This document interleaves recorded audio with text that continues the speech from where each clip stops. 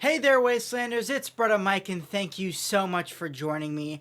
I am back, and today we're going to talk about something that I've brought up a lot of times. Now, when bringing up games, some of people's favorite Fallout games are Fallout New Vegas, or even maybe the first or second Fallout, or some people really love Fallout 76, and of course, there's a lot of people that started with Fallout 4. But there's one game that I don't see enough love for. The game that started it all for Bethesda, and that is Fallout 3. And this video is about being a Fallout 3 purist. Now, I've brought this up from time to time, but there's something about Fallout 3 that's just so special. There's something that encapsulates the wasteland and the feel of the older games, yet bringing it into this new style. And it's something I feel like they haven't been able to recreate. Now, I'm not saying that this is the best game of them all because it's filled with empty areas, bugs. If you really look into the story, things start to fall apart, but there's something about Fallout 3's charm. Not only the main story, its side quests, but even, in my opinion, the best DLCs in all of the games. Now, yes, Mothership Zeta is nothing more than just a Skyrim dungeon. It feels like a Nordic ruin with retextured skins. But there's something about the lore in it. Or we look over at Point Lookout, which I think is the best DLC hands down than anything we've seen since. Not only with Desmond, but also with the Chinese spy mission there, or the overarching mission. There is so much to love about Fallout 3, and I feel like all people do is hate on it. Yes, it has a green tint to it, but isn't that just more of its charm? Yes, everywhere you go is either the same four enemies, and when you level up, they just level up with you. And yes, it may be Deathclaws, but there's something about rolling in to town one day and seeing the antagonizer and the mechanist arguing in this town as everyone watches, and it seems that it's a big threat, and when you talk to the locals, they just think that they're a bunch of idiots and that they don't really want to deal with them. And you can go either side with the antagonizer or serve justice with the mechanizer. There's so many beautiful things about Fallout 3 that made me love these games. That was one of the first games I saw really footage of, and I was never able to play it because I was too young to even get something to play it on at that time. But after I found Fallout 4 and I had gotten an earlier system and finally began to play Fallout 3, there's just something about it. Yes, you can't sprint, but that makes you take in everything so much more. The environment. The environmental storytelling in Fallout 3 is par to Fallout 4's, in my opinion. I think it may even be better. Some of the locations that have nothing there but tell its own story. There's something beautiful about that. If it's the Rube Goldberg room that's in every game, which, in my opinion, the Fallout 3's is the best.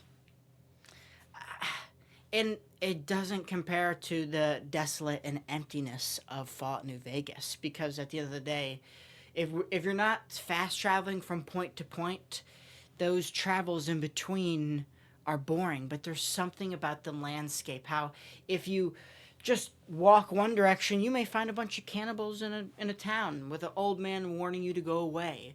Or you go the other way and you run into a bunch of slavers where you can either join them or not.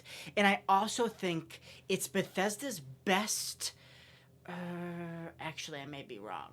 Vegas kind of has a better one, but the karma system and how that ties into certain choices, I feel like is done so well. You can really be good or you can really be evil, and there's consequences to that. The regulators may show up, or the other dudes who I always forget their names, but they chop off the ears or whatever, or thumbs.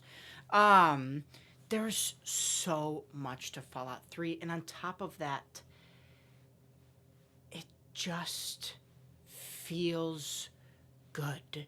Going through the the rubble, what's left of Washington D.C. is so cool. Seeing these museums, seeing how Abraham Lincoln and his big statue is now controlled by slavers in an attempt to stop slaves from thinking that they can be free and that this is a symbol of freedom. Or how you go to the underworld and find a whole city of ghouls. Or even the pit.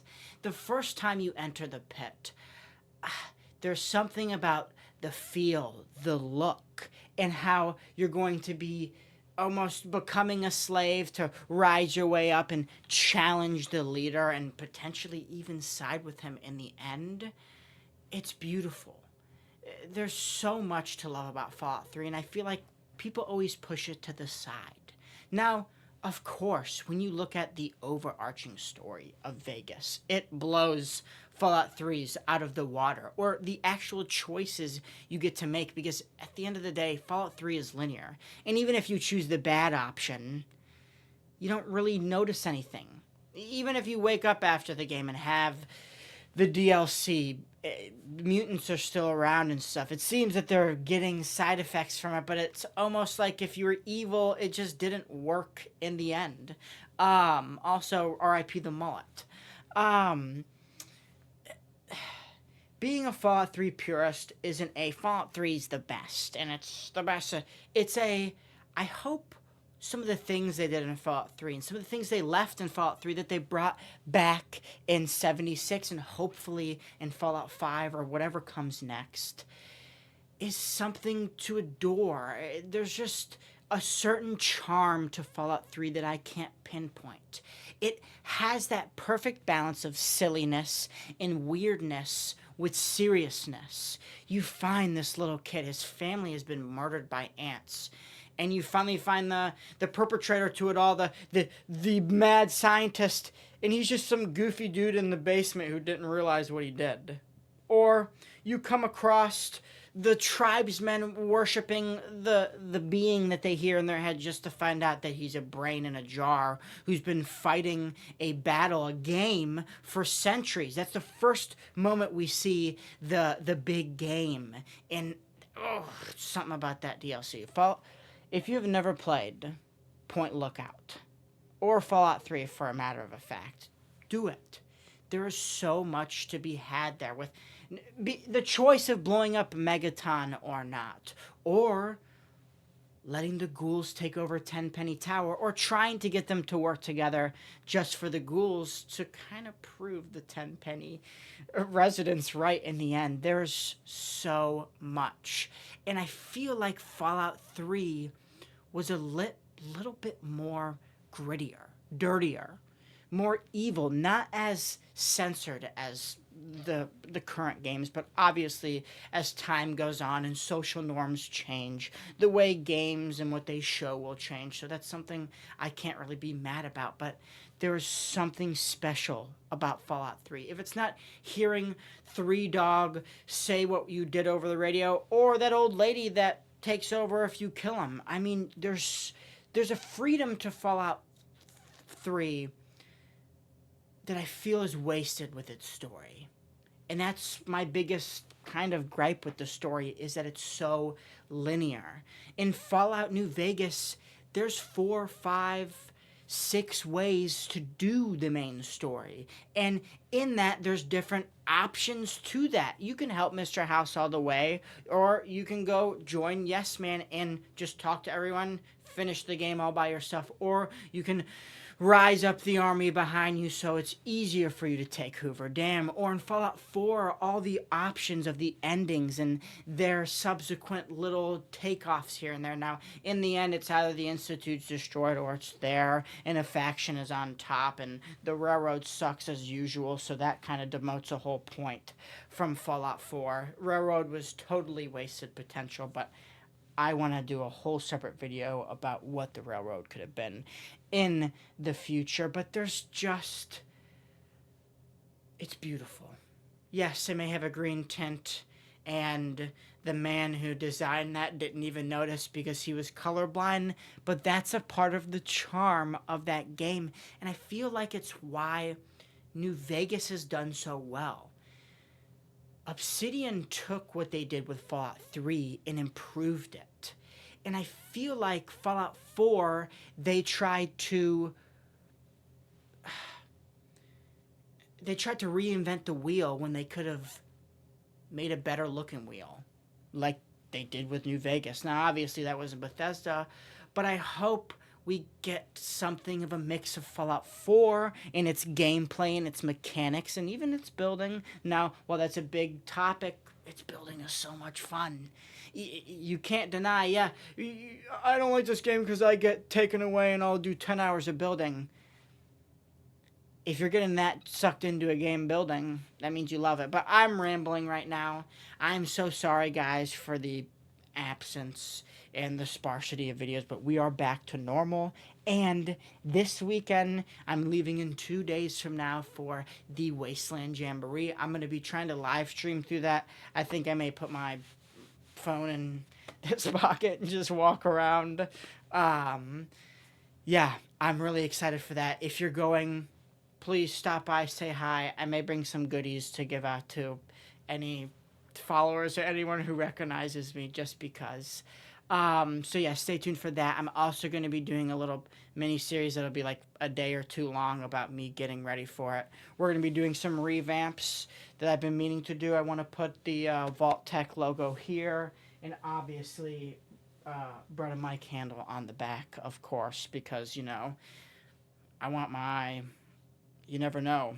But yeah, thank you guys for those who stuck around, and I'm so sorry for the absence in videos, but we will be back to normal, except for this weekend. I may do like vlog style videos, but I'm not going to really be able to edit on the road anymore since everything is stationary now.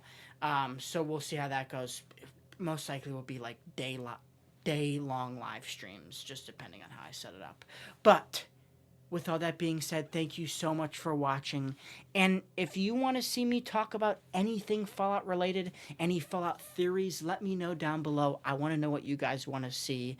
I'm also going to start altering and doing into some different content. I think one of the next things I'm going to go over is some Skyrim related stuff and maybe some other theories connected to games, because I don't want to confine myself to Fallout. I don't want to burn out on Fallout because I was starting to, and trust me, that break was very well needed because your boy was getting absolutely burnt out to Fallout. But we're back, and I'm so sorry. But with all that being said, you don't forget, you are cared for, you are loved, and you stay safe out there, Wastelanders.